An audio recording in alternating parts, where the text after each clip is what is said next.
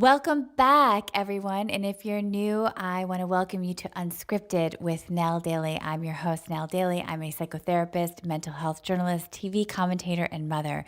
And you're listening to the 25th episode of Unscripted. God, I love that number, 25. Before I begin introducing my next guest, I just want to update you guys on a few things. We are creating a very cool community over on Instagram and Facebook. So I encourage all of you to follow us over at Nell Daly on Instagram and Facebook. It's Nell Gibbon Daly. You can also email us at nell@thedaily.com. We're always looking for cool brand partnerships that feel aligned. So if you're feeling called to work with us, email michael@thedaily.com and he will hook you up and answer all of your questions.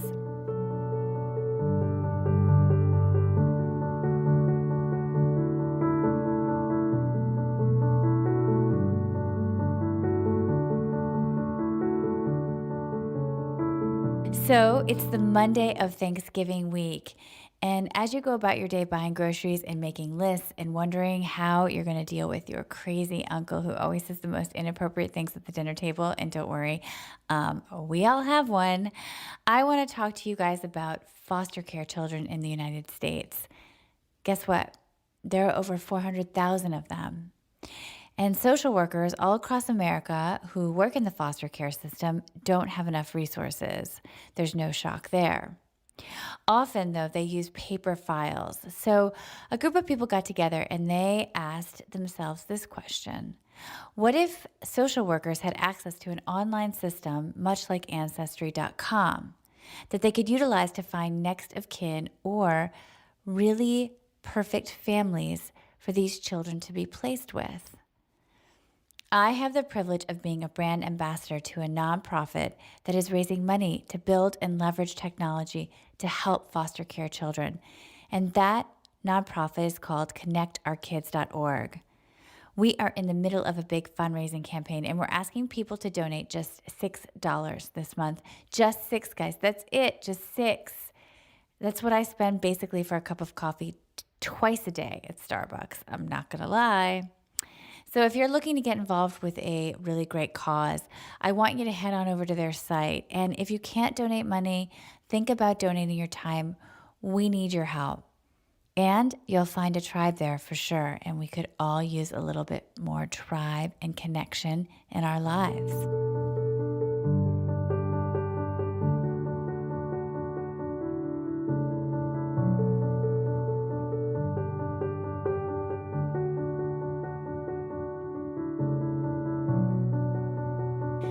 So today on the show, we are lucky enough to have actress Carrie Anne Moss. For those of you who don't know her by her name, Carrie Anne Moss, you might know her as Trinity, which is the role she played in the movie The Matrix. Besides being an artist, she's also a mother to 3 children, and she's a Kundalini teacher who runs a beautiful online community that she founded called Annapurna Living. The best way I can put this is that Annapurna Living is a creative extension of Carrie Anne Moss's beliefs. It both gives us an intimate look into her life and provides us with the opportunity to learn from someone who has thought deeply about the meaning of life and motherhood. Intimacy is what, she tells me in the interview, she's craving now. Both a deep, meaningful connection to her own soul and engaging in moving conversations with others. Carrie Anne, through Annapurna Living, is doing what we call in therapy, holding a sacred space. Her courses teach how creativity and a spiritual practice can elevate us. And guess what? She's totally right. Our conversation was filled with so many rich ideas, but one thing in particular really struck a very personal chord with me that I'd like to share. It's taken her a long time to feel comfortable sharing her journey with other people. I've struggled with this for years as well. Like Carrie Anne, I'm open and love connection, but I can also be extremely private and very self-conscious. This inherently creates a tension. Artists also need space and solitude to create. So often we think women just step into this work without hesitation, sharing their lives or their artwork or what they want to teach. It was comforting for me to hear that a woman I admire say that for her too, this is all a really messy journey, and it's supposed to be. Her vulnerability gives us permission to be vulnerable. With Annapurna Living, she is intentionally and with intention opening up a door for all of us to walk through. I highly encourage you to check it out. It does exactly what she intends for it to do. It nourishes the soul. So, without further ado, my interview with Carrie Anne Moss. One of the things, I was looking at your Instagram account, and there's such a sense of authenticity about the way that you're approaching your work. I mean, you really, I feel like you're not doing it like everybody else. That it it really, when you say that, you're right, because you're not. Like Yeah, I don't. Maybe it's because I have had a career as an actor that Annapurna Living for me is really like my voice. It's unfiltered. It's not, I'm not producing it. It's not made prettier. I don't want my life to look unattainable because I live a really, regular everyday life. And that's really why I'm doing it, what I'm sharing, because I feel like as women and as mothers, there's so much out there that's being thrown at us to make us feel like we're not good enough, like we're not doing it well enough, like we're not doing it right. So I'm kind of offering this opposite to that, which is, wherever you are, you're exactly where you need to be, and the gifts are right here in front of you if you take the time to notice and to look at your life, to heal yourself and to bring awareness just to the everyday parts of your life. And you don't have to go away to a retreat, and you don't have to go anywhere. It all lies within you. So I try to just share that authentically online as simply as I can, and I feel the same way. Like, I don't want to be online all the time. I want to be an example to my children of someone who's not constantly checking Instagram, and it's addictive. It's so distracting. Oh, it's terrible. Terrible. I mean, as a psychotherapist, I know this, but just as a regular human being trying to live life as a single mother with 3 kids, you're up checking it in the middle of the night. You feel sick to your stomach. Like, what am I doing? Yeah, and it's, and it's like my feed is like yoga people and recipes and, oh my gosh, I love that farm upstate New York. I want to go visit it. It's like so intoxicating. So delicious. It is, yeah. But I took a big break over the summer. I took like the whole summer off of Instagram, and I took it off my phone, and it was so good. And it's, I think that, for me anyway, as I'm trying to navigate raising 3 young people, one's a teenager, one's almost a teenager, my daughter is 8. They are deep. The kids are so deep into it, and we don't want them to be deep into it. Then we have to show what that looks like, that there's an alternative. So I try to be an example of that, but I'm not always successful at it. Well, it's interesting because, again, you say that it's not produced, but there's a very specific aesthetic to everything that you're doing. There's really a point of view, which I find it's gorgeous. I mean, the website, your online community that you're creating is gorgeous, but the work itself is really beautiful. And I heard in another interview you say that you got into acting because you were really interested in telling stories, that moved you. What is the story that you want to tell now, and why? Well, I feel for myself, I've always been someone, ever since I was a little girl, who journals a lot. I've been journaling since I was probably 10, and I have every single journal I've ever written in. And I feel like I'm able to get such clarity and healing within myself through writing, through, having something come up that's keeping me up at night and getting up in the morning, doing my, my sadhana, doing my meditation practice, and like writing, like just not pretty, not clear, just getting it out on paper. And I think that's such a simple tool that anybody can do. And you don't have to be a great writer to say, this is keeping me up at night. I'm worried about this. I'm afraid of this. I don't feel good about this. And writing and writing and writing about it is a way to have clarity and distance from the thing. And so as what I'm sharing now online has so many facets. Of course, I'm teaching, Kundalini Yoga. I didn't plan to teach Kundalini Yoga online. It never really crossed my mind. I've been doing it for 25 years. I got my teacher training not because I wanted to teach, but because I was really feeling my mind was really having a hard time with all the rapidness of everything that's happening in the world. It was just really driving me a little bonkers, and I felt like I needed the tools of Kundalini Yoga, the technology. I needed it even deeper than I had just in my regular practice, so I took the teacher training for that reason. I also took it because I have 3 kids, and my daughter was, I think, about 3 or 4, and my husband said, you can step away 1 weekend a month and everything will be okay. And I wasn't really able to see that yet. And so it was a real kind of bridge for me to bring the attention back to myself after years of real devotion to little tiny people. And so the story that I'm telling, it depends on the day. I try to write and share from what's happening in the moment with me. And so I really don't have a formula.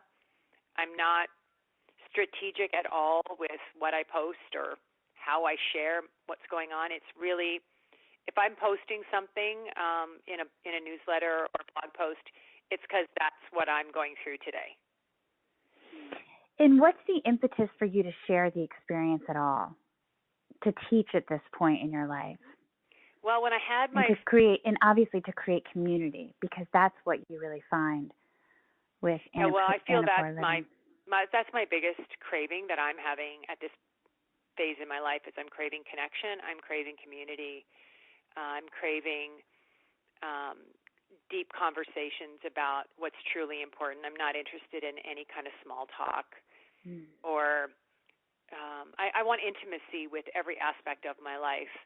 And so why I'm doing this is because when I first started having kids, I'd always been a woman who was surrounded by a lot of women friends, and I suddenly became kind of homebound, and I wanted to be. It was a relief for me after many years of traveling a lot for work and being super busy and always going and going and going.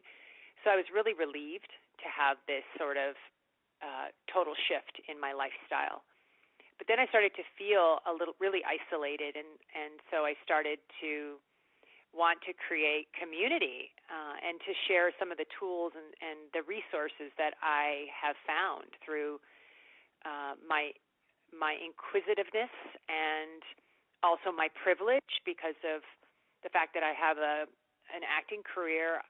I can reach out to somebody and they might or might not say, sure, I'll talk to you.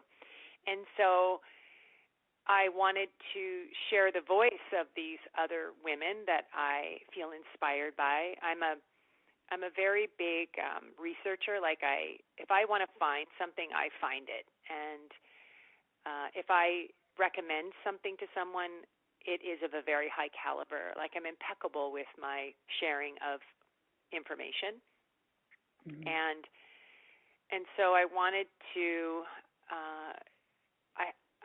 share with women who might not ever have the opportunity to talk to the people that I have an opportunity to talk to, that I often have an opportunity to talk to at drop off and pick up because they're at my school. It's like I'm living, a very regular life, but in a very kind of unusual setting at the same time.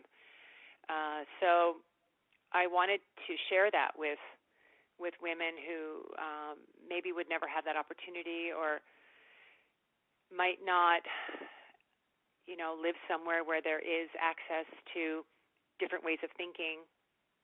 I mean, I think sometimes we take for granted, living in LA and New York, that we're surrounded by people who think like we do. And I feel like the simplest awakenings or awareness ideas that I bring to the table, we all feel it. We're all going through it. And so I just really wanted to create that bridge for women who might not have that access to that. And the women that you have found who have been drawn to your community over the last couple of years, what is the wound that they're looking to heal? Well, I think, let me just speak about today. Yeah. Because I think it changes. It's really it's always growing and changing and shifting. One of the things we're talking about right now that I'm talking about, and I'm finding women are really reflecting it back to me, and it's amazing to have that interaction where you write something and women from all over write back and say, "Oh my God, I'm feeling that too." Incredible. I think for women right now, we are feeling the collective pain of the world so deeply. Mm-hmm. And we're so compassionate. We're so empathetic. And I want to say that we're doing this interview 24 hours after the shooting in Sutherland, Texas. Yeah, we every day we're feeling more, holding more, and we are kind of the containers for a lot of the feelings around all of this. And I think that the thing that I'm sharing right now is, how do we stay steady while everything around us is looking almost to push us off our game, or to derail us, or to just, make it hard to get up and keep on moving forward. So a lot of what I'm talking about right now is keeping steady, staying hopeful, staying connected to ourselves, and finding different strategic, simple ways to do that, to stay connected and grounded within ourselves. And at the same time, I feel like, I know for myself, I feel like I have this valve that needs to be let go. Like the rage and the sadness and the anger is so big that we all carry too collectively, that we have to find ways to let it out. It's not about being perfect or always graceful or always polite or always calm. Like I have a serious spiritual practice. I meditate pretty much every day. I'm deeply committed to growing. And there are days where I just completely mess it up and do all the wrong things and say all the wrong things and yell and scream. And the great thing about where I'm at is that I notice it pretty quickly, and I'm able to clean it up, and I'm able to take responsibility for my part. But those moments are indicators that there's something off, and I look at that. And so I think we as women right now are feeling like so many feelings, and the most important thing, I think, is not to feel paralyzed by it. Something really interesting, I talk to my patients about this all the time. We aren't allowed to express our anger. There doesn't really feel like it ever feels appropriate, even in our small lives, in our intimate lives, with our families, in our relationships. Most women feel very uncomfortable expressing their anger. If they do, it comes out as real rage, and then they feel enormous shame and guilt for it. But definitely in the society at large, you get punished if you show how angry you are, right? You get called names if you show that you're too much of a feminist. And I think what you're talking about, at least for me, what's resonating is this idea of freedom. Yeah, and one of my teachers, I have two teachers, Kundalini yoga teachers, and then I have teachers in all kinds of aspects. But one of my teachers, her name is Paramatma Sirisadhana. She talks about women and young girls creating the space to break something every day. And I love that metaphor, like whether it's real or a metaphor, for like taking a dish and throwing it against a safe place or ripping something up. It's giving yourself permission and understanding that is part of being a woman. It's not just about being contained and rising above it all, because I ultimately always do rise above. But there's a way to get there, and it's not about necessarily like missing all the feelings along the way, right? And so I think like making room for it's been a big year of that for me, like making room for my feelings, because I'd always kind of skipped them in order to get to the higher place, because I can see the higher place. I know like my higher self. But, you know, there are days when, you know, my husband's like, "Are you still crying?" Yeah. Okay. Let me know when you're done. And, Albert, I think Kim Wu said, I think I read it recently, live to the point of tears. And I thought to myself when I read that, I think I took that a little too literally on some days. I think we need it, though, because I think we had the opposite for so long. And it's this pent-upness. And that we don't have, again, you say permission to just exercise our creativity in a very, you know, and I think a lot of what the underlying, especially with Fierce Grace, which is coming out in January, we can talk more about that in a minute. What the sense I got from what I was watching of what you're doing online there is about having the freedom to create, and creativity and storytelling has to do with not only like the joy, but also a lot of pain. Yeah. And getting to that place and evolving. And we don't evolve without some element of destruction. Yeah. Yeah. And having, I love what you said about freedom. That's like definitely a word that in every intention I've ever written, probably the word freedom was in there.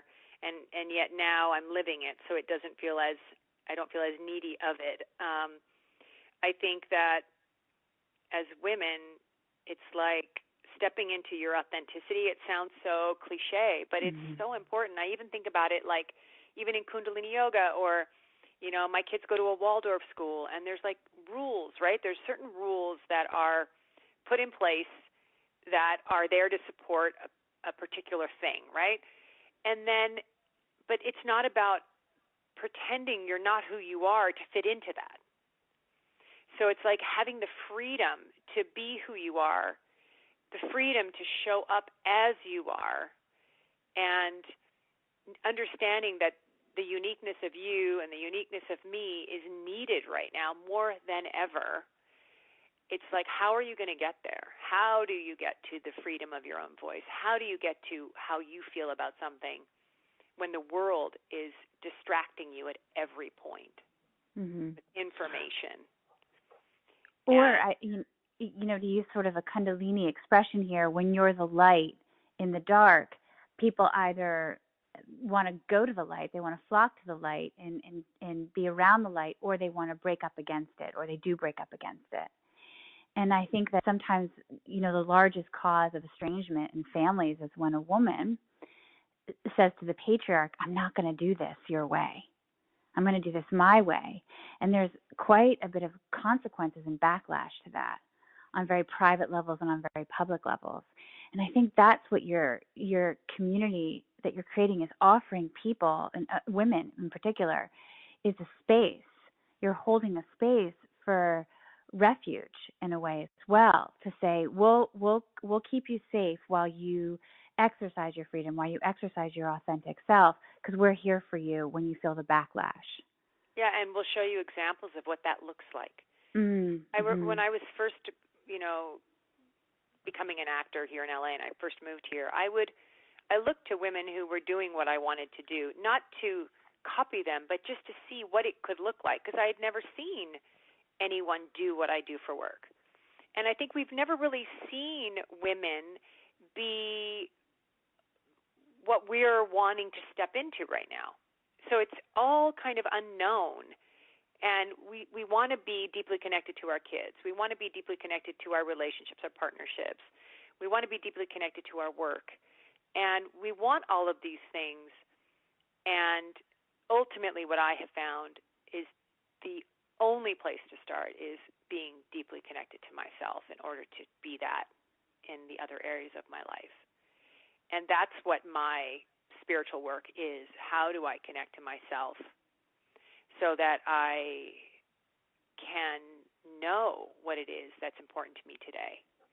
So I know how to show up, how I know what's mine and what's not mine. Because I think that, I'll tell you what, it's a real struggle for me. It doesn't come effortless for me. What do you mean by that? Can you tell me what you mean by that? Yeah, I mean, I'm deeply concerned about the world, and I'm struggling to feel hopeful and to feel like everything will be okay.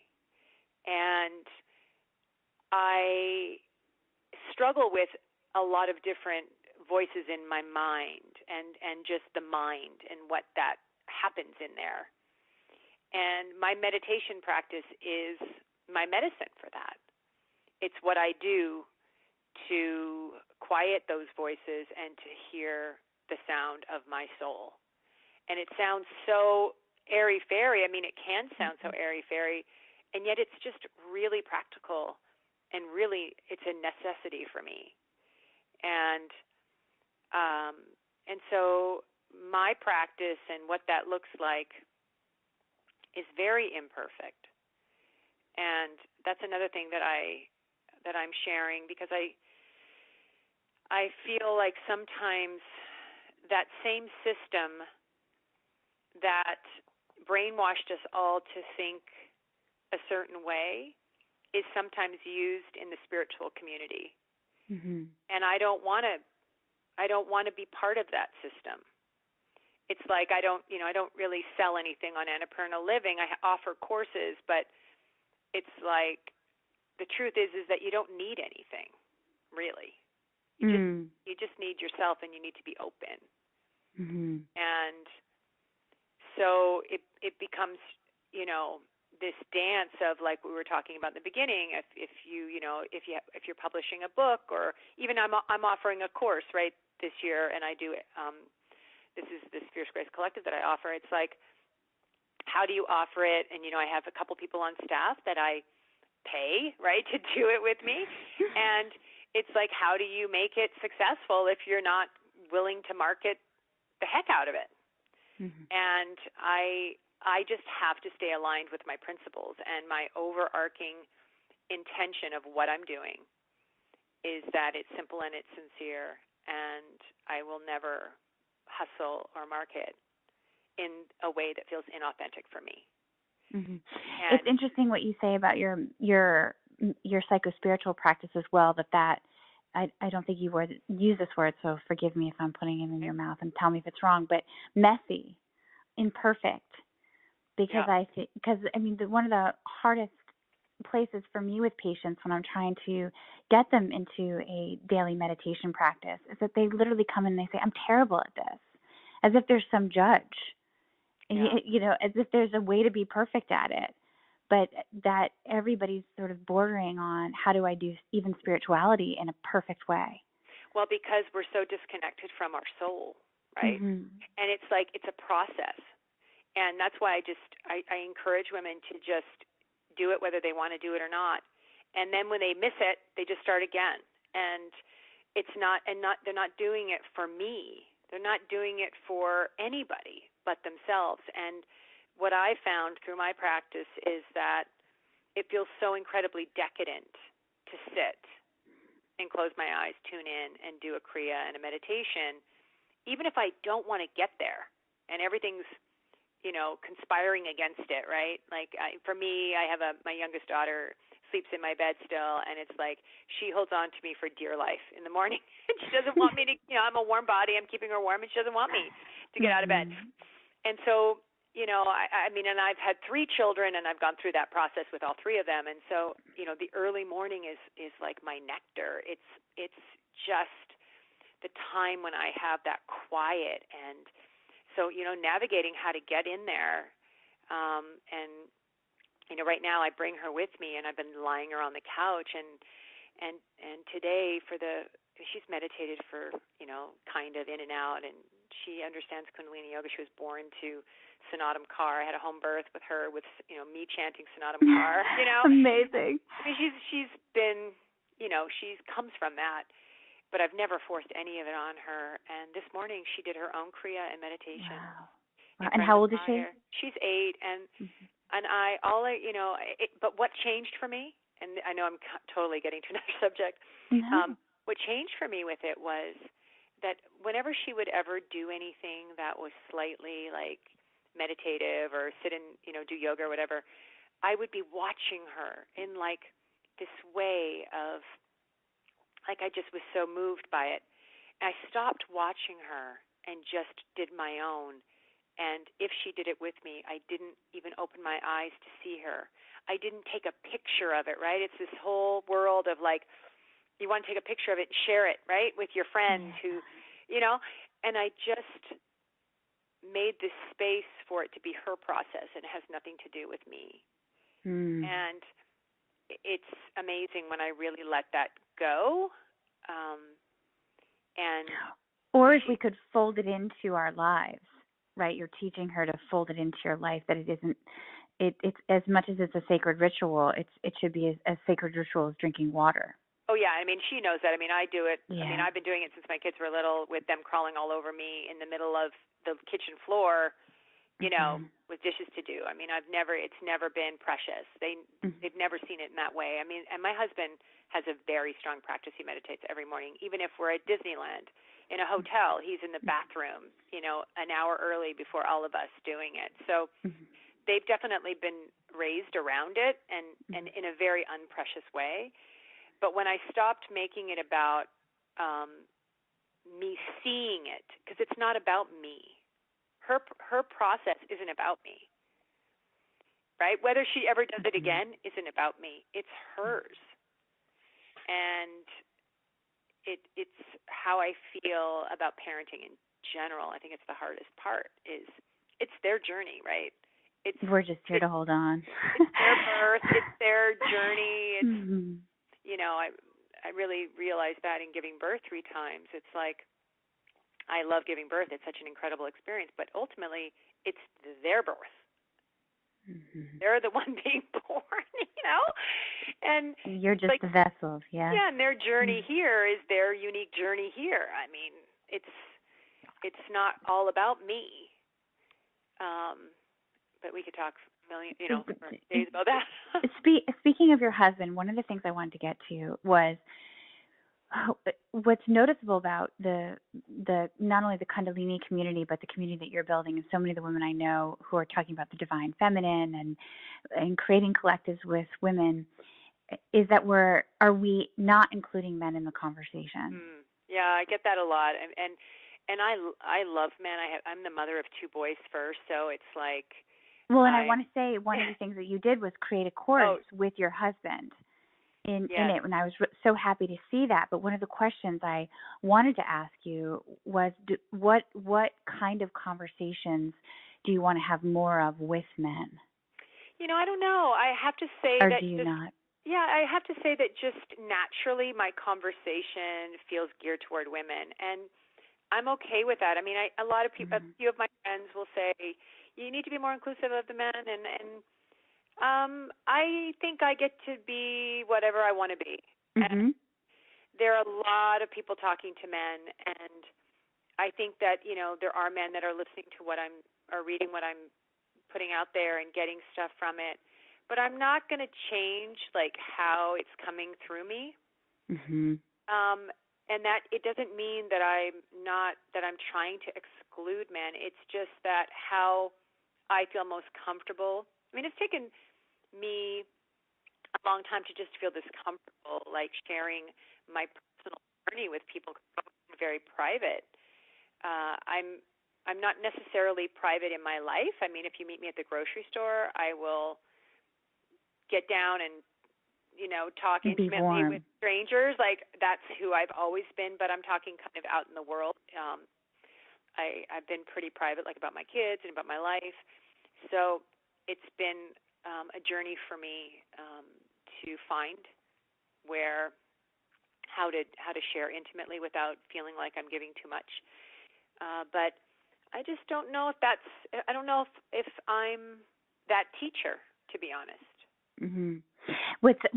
And I totally agree with you, and I love the way that you put it. And my question wasn't in any way to say what is it lacking, more what, if there is anything that you feel, given the violence that we see committed by men, much more so than we ever see from women. And that so much for me about what you're doing and Kundalini and meditation is about women stepping forward and becoming healers. Is there something that we want to say to men, or are we leading by example? And it sounds like where you're comfortable is sort of holding that space for other women. And I agree. I think men come to it secretly in a lot of ways and get an enormous amount from it, and then sometimes overtly as well. Right? I mean, I get the women sort of naturally fall into the things that we're talking about and really absorb it. It's the men, though, that I see this look on their faces when I start talking about whether it's Kundalini yoga or meditation or more holistic living or looking at it from a different perspective or talking about consciousness and higher self and their purpose and their dharma. They really, you can just see them sort of opening up, saying, thank God someone's saying something, because I've never felt comfortable being vulnerable enough to have these kinds of intimate conversations. Yeah, and I think, too, like one of the things that I definitely teach by sharing examples is,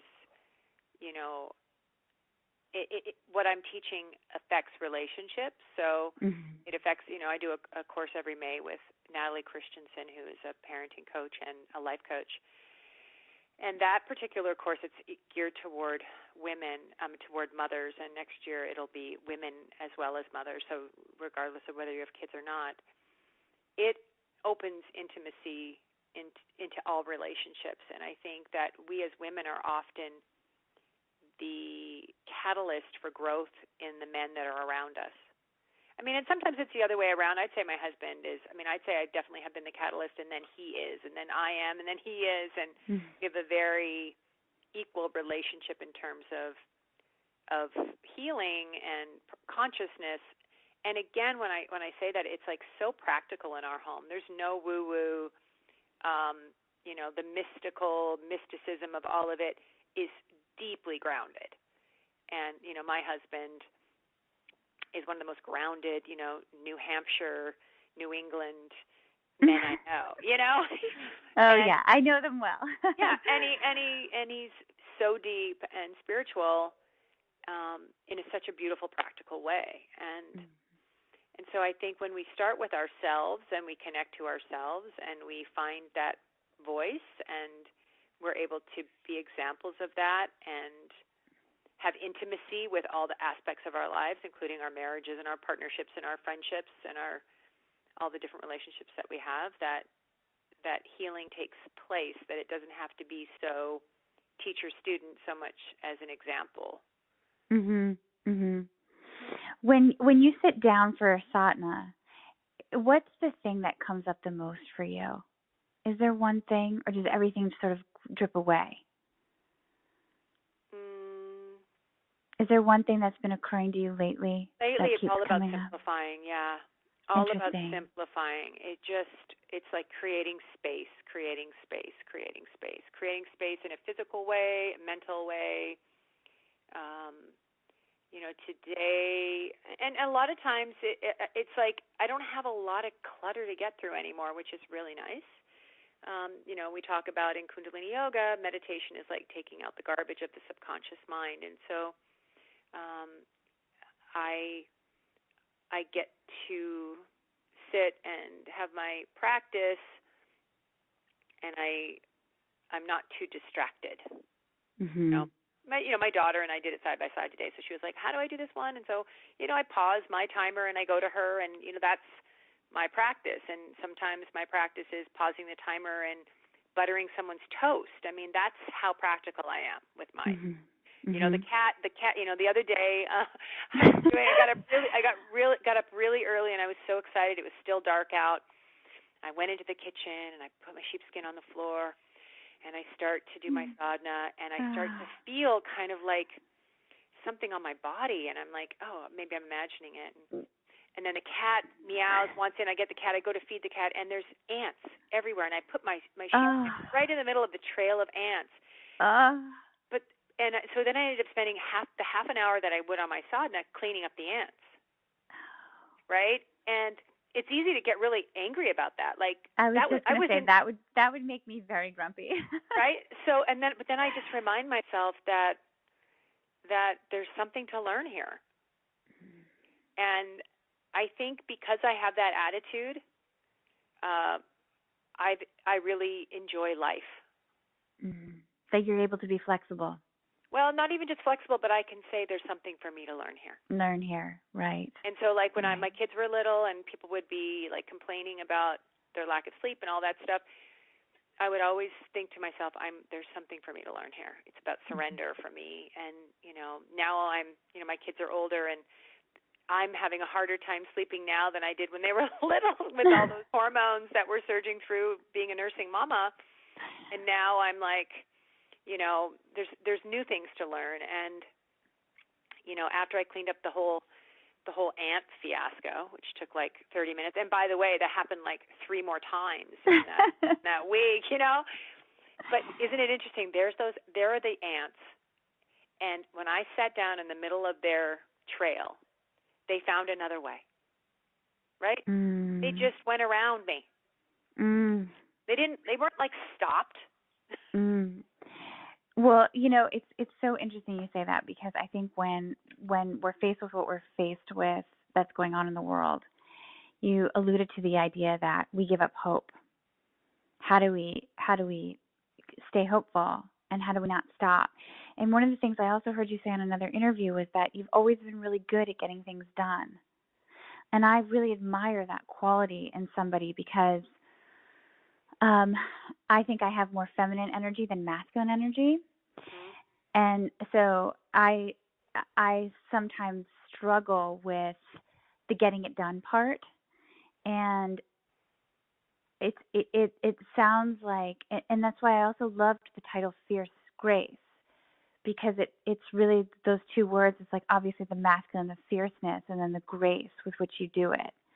And it sounds like you have the ability to maneuver. You have the ability to not stay stuck, and that's probably something that really. I will not stay stuck. And where did that come from? That impulse and that drive? Because it's hard. I say this to I've done interviews with, now, people who are incredible athletes, Olympic athletes, and across the board, New York Times bestselling authors and famous doctors and all these types of people. And I'm always saying to them, how? Like, what is the drive that keeps you going to not feel stuck? Because I think that is what really draws probably a lot of people to your work. Because that's the very human experience, that for a lot of people it's very easy to get disheartened and feel stuck and not hopeful and give up. Well, I just have a lot of tools, and and I think what's interesting is that, one of the reasons why I named it Fierce Grace was because when I first originally started sharing Annapurna Living with people, it was because I really wanted to soften, and I wanted to embrace more of the feminine. And as I was exploring the softness and the parasympathetic nervous system, having that exhale, having that break, putting the feet up metaphorically, putting the feet in warm water metaphorically, I was so relieved to open myself to that there was a time to put the foot to the gas, and then there was a time to take it off and put my foot on the brake. I had lived my life, foot to the gas pedal pretty much my whole life. And as I started to explore the softness and started finding women who embodied that, I felt like all of a sudden, as I started to soften and see that I actually had a lot to teach them. about getting things done. Not manifesting. Right, like how to I wanted to combine the two because I think it's important to have both qualities. And I think women in general, the women that come to me, I think a lot of them are women who are so relieved to take a break. They just don't feel like they've been able to. So it's interesting that you see in me like that quality being so amazing, right? Like you think, wow, that's a great quality. Whereas for me, I've been kind of trying to heal that, like stop myself from getting Right. so much done so that I can, find ways to nourish myself. And so Annapurna Living started from this kind of idea of nourishing oneself internally from the way that we think as we're doing the things that we're doing. Mm-hmm. And so the getting stuck part, I don't feel comfortable feeling stuck. And that's not to say that I don't get stuck a lot and have had months of feeling stuck, but I bring my awareness to it and ask myself, what do I need to let go of here? What can I learn here? And how can I move through this? And one of the things that's been helping me a lot lately is one of the sutras of the Aquarian Age that Yogi Bhajan brought, and that is, there is a way through every block. Mm-hmm. There is a way through every block. And that is a mantra that I have been exploring for so long now, that when I have been in difficult situations where I could easily start spinning into a place of distress, those words are piercing through me without me even thinking about it and elevating me in the moment of difficultness. Mm-hmm. And that's what I think a spiritual practice is about. Mm-hmm. It holds me up when I'm not even trying. Right. It's beautiful. It's so well put. I think also one of the things I might say to you, a psychotherapist, to someone I'm on the phone with, Yeah. is that obviously you were born with an enormously curious mind. Yeah. And I think curiosity is really, and that's the interesting thing about curiosity. It's a muscle that we can exercise, and it can atrophy if we don't. Mm-hmm. Right? So if we're not pursuing new things, if we're not learning, if we're not, and you say it on the site too, you want people to feel inspired to create, because when you create, especially as a woman, you feel better. Yeah, and when we look at, I think creativity is the biggest thing for me. And when I can bring creativity to the mundane actions of my life, then I feel nourished from the inside out. Because so much of my life is really being of service to other people. I'm a mother, right? And how can I feel inspired and creative while I'm making dinner again, and I'm making lunches again, and I'm making breakfast again? And it's, when my children were little, I loved doing that. And, now I'm like, 14, 15 years into this gig. And, like a short order chef for decades. Yes. And there's not really, and, there's, ordering food for me is like actually not really an option. There's nowhere really to order in my neighborhood, and I'm sure I could figure out an app that brings it, but I'm kind of picky about the food we eat. And so then I share this with the women that follow me a lot. It's like I have my music right in the kitchen, and I throw a beautiful tablecloth that has a story. All my tablecloths have a story to them, and that just that's just happened that way. And I put that particular tablecloth on, and I remember my middle son at 5 years old buying it for me for Christmas, and the look in his eyes when he gave it to me. Or the handmade one from our neighbor in Quebec, who's this older woman, she's almost 90, French-Canadian woman who doesn't speak a lick of English, and who every time I see her, we just, she plays her violin for me, and she shows me how she makes, with her big loom, these tablecloths. And so I put it on, and I feel her. Or my grandmother's lace one that I'll put over top of it on a day when I really need to feast my eyes on something beautiful. and reminds me of my grandmother, who's not here anymore, and who I remember as someone who was absolutely fierce and graceful. And so I do that not for anybody but me. And I light a candle because the candle signifies for me the light. And when I see it with my eyes, I feel supported by the candle that I lit.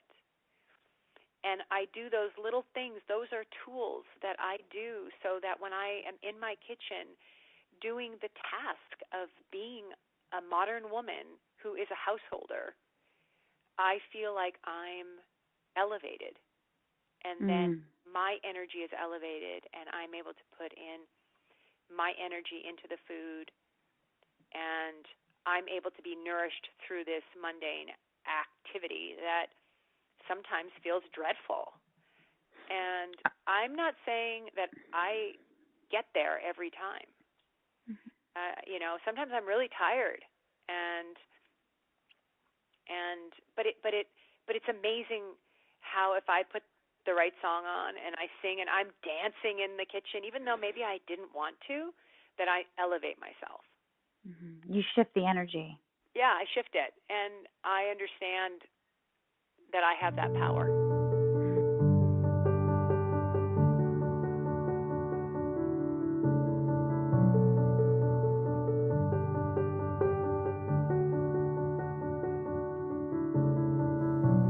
Thank you so much for listening to today's episode of Unscripted. For more information on today's show, please go to thedaily.com. And as always, may the light in me shine to the light in you. Namaste.